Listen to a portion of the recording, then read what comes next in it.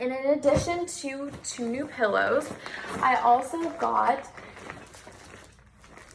new sheets. So ordering online, I was a little bit worried. I thought they would kind of be like a hint of like cream color. You can never really tell with whites like how pure the white is. But these actually turned out amazing. They're like a super clean, crisp white, so they're gonna fit our gray bedspread perfectly. But other than that, they're super soft, and you can definitely tell that they are premium quality.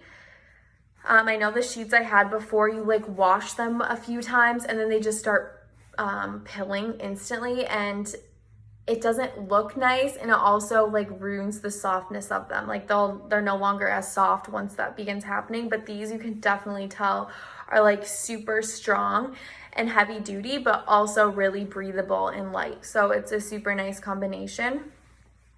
So I have the pillowcases and then the matching sheet set. So the only thing left that we didn't purchase from Sleep and Beyond was our comforter, and that is just like a gray, so it'll, like I said, it'll go really nice with this clean, crisp white.